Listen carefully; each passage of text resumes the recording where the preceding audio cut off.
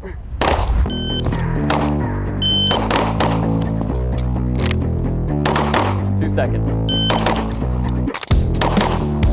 192.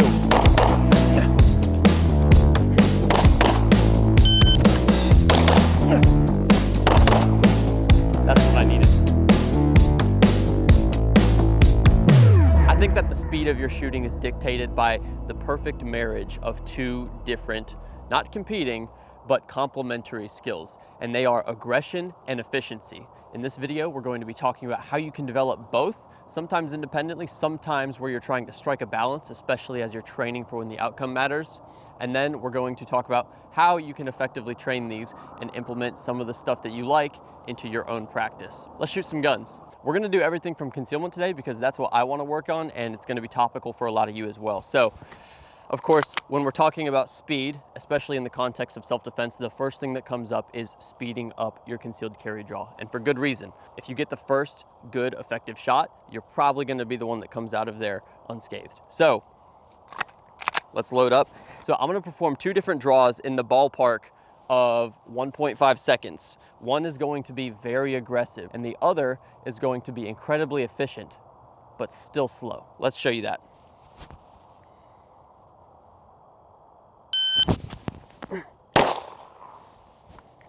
So that was a 163. Lots of excess movement. You can see I'm like pushing my shoulders away, really coming all the way up here unnecessarily instead of coming out in a straight line. So very aggressive on the hand speed though. Next, very efficient.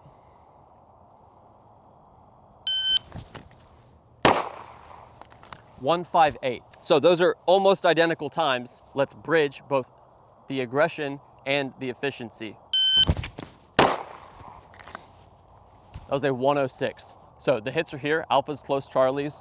We're not gonna write a book about the accuracy though. All right, so some of you might be saying right now, well, this is kind of silly. You intentionally went super aggressive and did a bunch of extra stuff, and then you intentionally went slower on a more efficient path. So of course, like that's gonna be slower than your normal performance. All I'm doing here is highlighting that you can have the same time and be slow for two different reasons. Sometimes you can have that excess movement, and even though you're doing things fast with conscious effort being put into it, and then other times you can be thinking, all right, no wasted movement, everything's on the correct path, and you're just not fast enough to matter. So how do we train this to get better overall? In my mind, the way we can build efficiency is by continuing to push ourselves to where we create that inefficient movement. The tension wants to creep in because of how fast we're moving. And when those mistakes happen, we're able to immediately call them out, diagnose why they happened to ourselves, and then immediately implement the corrective action necessary to fix that problem with our technique, right? I never want to have to consciously slow down to support poor fundamentals. What I want to do is figure out why I'm messing up at the speed that I want to be at, and then immediately patch those gaps. Let's get a sub-second alpha, at least a couple of times.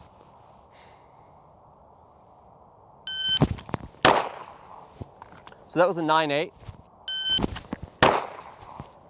That was a 9.5. You can see the time here. So that's our fifth draw of the day. And we are just an inch low. This was the shot you saw first, and then there's the second one. What I just did here is exactly what I'm just telling you. I drew with a relatively aggressive pace, and I noticed that with the way I got on the gun and indexed, that my dot did not quite show up where I wanted it to immediately. I sent the shot anyways because I saw red on brown, and it kicked up high right. So I immediately noticed that. I make the corrective action on the very next rep, and then we get success, right? So now I know, all right, very close alphas at a 9.5. Let's push it even more. Much better, 8.5, very close Charlie. Again, a late purchase on the support hand. So call these mistakes out in real time. Even if you're alone, if you need to call it out loud just so you remember it better, do it. I don't necessarily do that, but I'm doing it for you so you can hear and attach cause and effect to what's going on, right? So I've had like 3 reps now where my left hand is late to the party. So now I'm consciously thinking about getting my left hand on the gun sooner without slowing down. 8.6, another close Charlie. These are high right, so now we're starting to see that pattern of we're getting closer and closer to the success we want, but it's still got that high right issue. So connect to the center,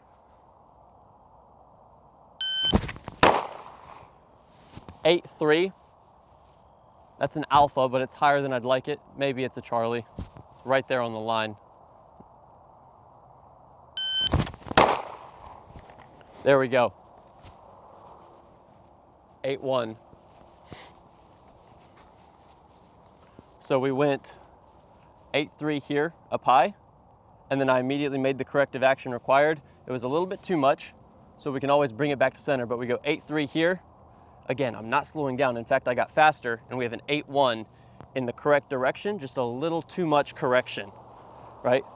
This is how you get faster.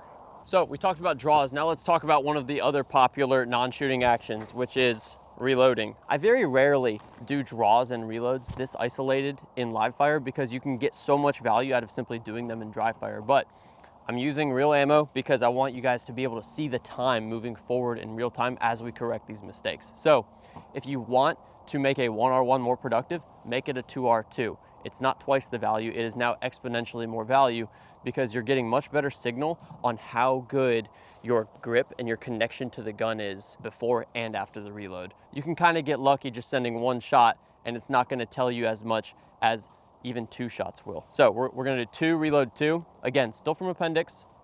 In fact, I'm going to start with the gun already out though. And I'm gonna show you the very aggressive but wasteful way, and then I'm gonna show you the super efficient way in the same slow time, and then we're gonna start putting everything back together and training. So here we go, 2R2.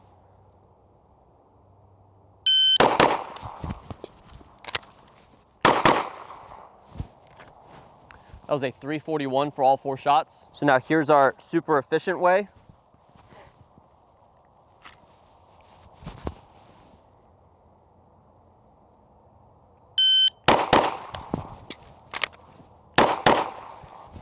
.340. Guys, I couldn't do this better if I was trying. Well, I am trying, but you know what I mean. 340, 341, back to back, but the reps look wildly different. Now let's put everything together. I want the hand speed and the aggression of the fast rep. Well, they're both slow, but you know what I mean. But I want the efficiency of the smooth rep. If we put this together, we should be looking at hopefully a whole second off of this.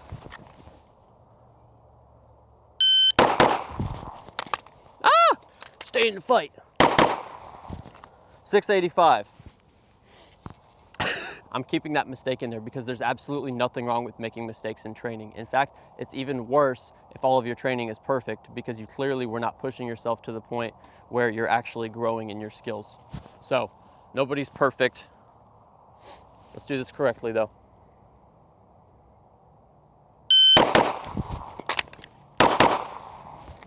That was a 230. So we've just shaved over an entire second off of that. Now let's start to really push this and see if I can get under 2 seconds. Here we go. That was a 225. I want the new mag in sooner and I want to be shooting sooner. So that means I need to be building my grip just a little bit quicker off the reload. Here we go.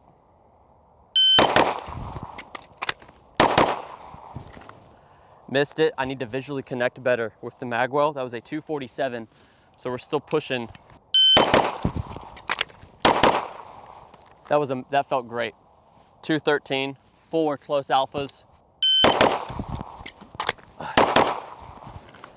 pushed it in just a little bit. There's definitely a hang up there. So instead of trying to come into the top of the magazine, I need to be swooping like this, grabbing with my index finger and popping it out. Look at it. Every time you're missing the reload, check where your vision is as you're putting the magazine into the gun. It's probably not looking at the mag well where it needs to be. Let's punch mags and do this again. I have one. 213's our best. I know 2 was the goal. That was a pretty ambitious one. And I don't want to waste too much ammo on this. Here we go. 2 seconds. 192. That's what I needed.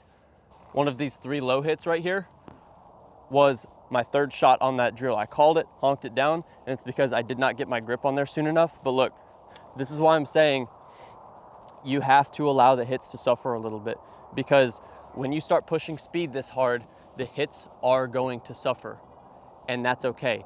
We just broke a plateau on the reload speed. So take the win where you can get it and understand that you can't have everything be perfect all the time as you're pushing this. I feel like we've beat this one to death. Let's move on. Okay, we're gonna talk about movement finally, and then we'll wrap up and you'll hopefully get the point by now. I have 2 targets just a yard farther than these sticks are apart. We're gonna start at one end, and then we're going to move to the other end. We'll shoot one target, move, shoot the other target as we come around the other side. Here's aggressive, but poor because of all of the extra energy and movement.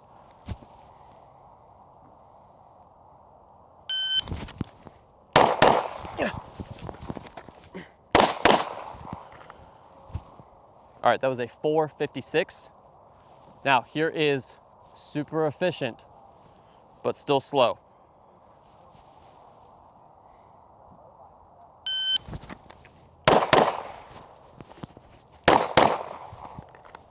Oh, well, efficient definitely won in that case. That was a 391. But you can see we're still roughly in that 4-second ballpark. What happens when we blend both conscious effort and apply the efficiency where we need to where I'm settling into position and I have the gun up ready by the time it's time to come into position? Put it all together.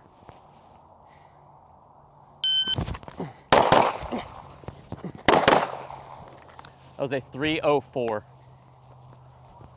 The hits felt even better on that one too. So the real reason that we have a problem with the slow is smooth, smooth is fast dilemma, it's very unfortunate that this phrase is as popular as it is because there is no way for me to learn how to have proper technique at an aggressive speed that I've not yet learned how to reach by being slower, right? The only way to figure this out is to push myself to the point where I'm operating at that speed, although sloppily, still safely though, so that I can identify what is going on for me at that speed that needs to be fixed, right? If you never push yourself to this point, you will never figure out what parts of your technique need correction in order for you to operate effectively at that speed. I feel like I'm probably starting to sound like a broken record at this point, but that's really all there is to it. It's a pretty simple concept to wrap your head around once you see this stuff in real time. So again, that was a 304.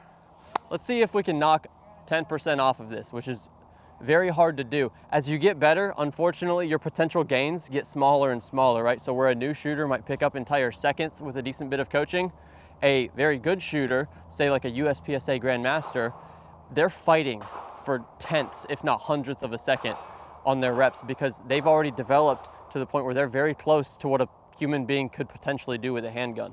So 10% is ambitious. I think we can do it. Let's go.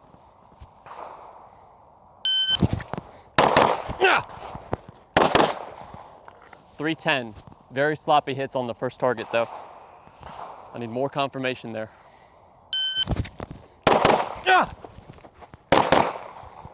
320. I was probably a little bit too slow on this entry. That's at least what I felt.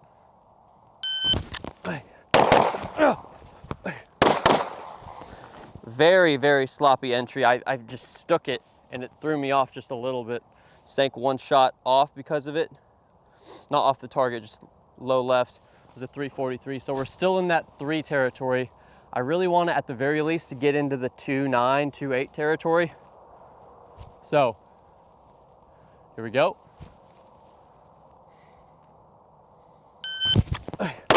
Ah! 303. Faster.